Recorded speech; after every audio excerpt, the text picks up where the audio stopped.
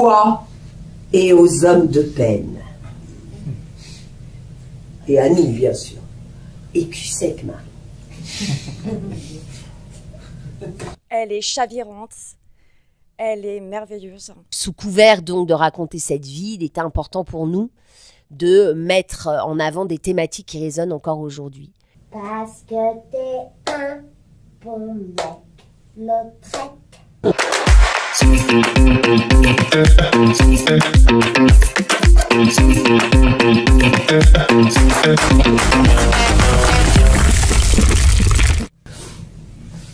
Et moi, mon arme, c'était mon jupon.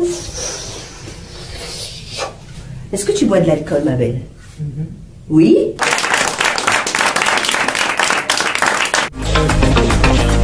C'était très émouvant. Et moi qui étudie en ce moment à la Goulue, parce que je compte devenir guide touristique à Montmartre, ça m'a touché. Et voilà, je sais pas quoi dire de plus. J'ai peu l'habitude de faire du spectacle vivant. Et j'ai envie d'y retourner. Voilà. Et voilà, bravo à elle. Voilà. Merci. C'était super. Magnifique. Quelle comédienne. Vraiment. Voilà. Très beau spectacle. Excellente comédienne. Sujet d'actualité, féminisme. Voilà.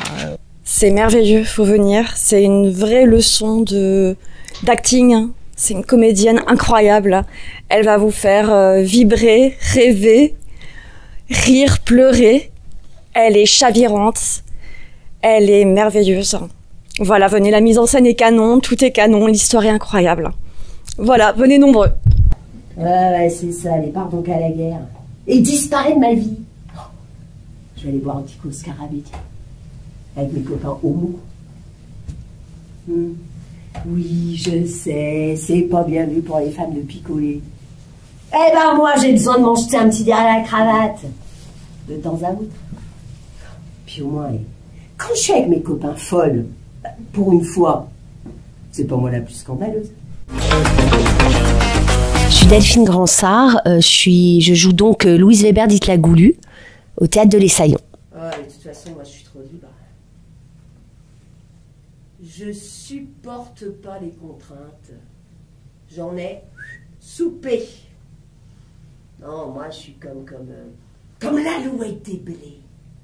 Ou l'hirondelle des chaumines. Ben il faut le grand air. La liberté. Puis, quand ils verront ma danse du ventre, là, puis mes fauves. Je joue la Goulue, qui est donc un rôle qu'a écrit Delphine Gusteau. C'est la 5e, je sais plus, enfin bon, c'est une reprise.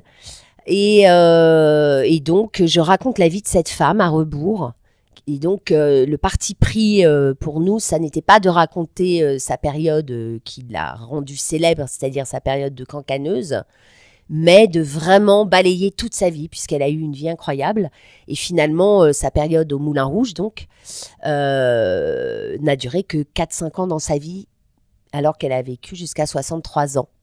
Voilà, et finalement, on s'est rendu compte que ce qui était intéressant, c'était vraiment de raconter toute sa vie, puisqu'elle a eu une vie à la fois tragique, mais aussi d'émancipation. C'est une femme qui a payé cher sa liberté, qui a refusé tout un tas de choses pour rester libre. Voilà, mais ça a un prix, c'est là où c'est intemporel, puisque c'est toujours le cas aujourd'hui. Voilà, et donc, sous couvert donc, de raconter cette vie, il était important pour nous de mettre en avant des thématiques qui résonnent encore aujourd'hui. Voilà, à savoir l'avortement, les femmes battues, la bisexualité, puisqu'elle assumait totalement d'aimer aussi les femmes. Et voilà, pour moi, c'était un peu une punk avant l'heure.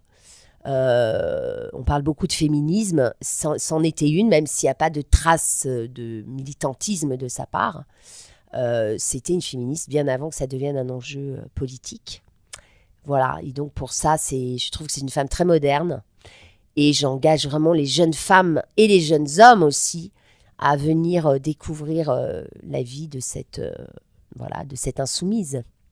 Ben alors, prince, ouh là là là là là là, tu fais pas le fier, hein, sous ta couronne. Eh ben ouais, c'est moi la fève. Et tu vas me casser les dents en croquant. Oh, je m'installe sur toi un peu, viens. Oh, t'as tes convenances qui tournicotent dans ta cervelle, hein. Mais pendant ce temps-là, t'as le sang qui bouillonne, hein. Pas vrai? Oui, bah oui, t'es pétrifié, quoi. Comme tous les autres, hein. Tu sais que c'est pas une histoire à cause de l'indifférence.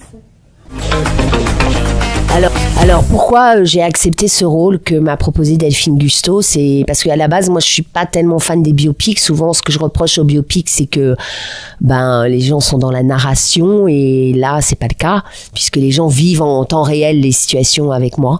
Mais pourquoi j'ai accepté ce personnage, c'est parce que justement, c'est une femme qui était très libre, qui a payé cher donc sa liberté, comme je l'ai dit tout à l'heure, et je trouve que ça résonne énormément encore aujourd'hui. Il y a quelque chose d'intemporel, et je trouve que c'est vraiment un parcours de vie que j'engage vraiment les gens à venir voir, à venir découvrir, parce que il y a quelque chose qui est toujours vraiment d'actualité.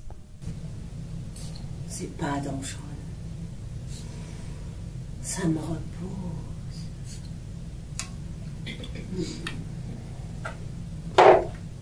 Oh là là, non, attends, sois pas jalouse, ma jolie. Oui, bah écoute, si je rentre un peu tard, mais c'est parce que je traînais avec Gris d'égout. Là, le 14 février, je vais faire des petites interventions dans le cadre d'une soirée au musée Rodin, puisqu'ils font 2 soirées par an. C'est un très très beau musée, donc je suis ravie de participer à cette aventure. Donc c'est le 14 février, le jour de la Saint-Valentin. Et puis c'est la soirée Love. Et à la rentrée prochaine, je peux pas trop en dire, je peux pas trop tout dévoiler, mais je vais faire un nouveau spectacle, écrit également par l'auteur de La Goulue, donc Delphine Gusteau. Et là, ça va être un grand écart artistique, puisque c'est le rôle d'une serial killeuse. Il me met à ma place, dans la lumière. Oh, hey, je reprendrai la pause demain, j'ai des fourmis dans la viande. Allez, Alma, c'est Renoir. Renoir. Non, mais moi, je suis tombée dans ce métier par hasard, en fait. Donc, j'en avais rien à foutre de devenir comédienne. Donc, c'est vraiment le hasard. En revanche, ça a bouleversé ma vie. C'est-à-dire que moi, ma rencontre avec le théâtre, ça a vraiment été très important. Parce que j'étais un peu en perdition quand j'étais jeune, à dire vrai. Et c'est vrai que ça m'a ouvert Voilà, j'ai découvert tout un tas de possibilités dont je ne soupçonnais pas l'existence. Donc voilà, après donner des conseils, je sais pas trop quoi dire, hein, parce que moi, c'était pas une vocation. Souvent, les comédiens ils disent « Ah, moi, j'ai toujours voulu faire ça. » Moi, pas du tout. En revanche, c'est vrai que moi, il y a eu un avant et un après ma rencontre avec le théâtre. Parce que t'es un bon mec, Lautrec, un italope de bastringue, incandescent, un peu sagouin. Tu croques les vies des petites vertus. Quant à moi, ma vertu, oh bah c'est sûr, j'ai jamais pu remettre la main dessus.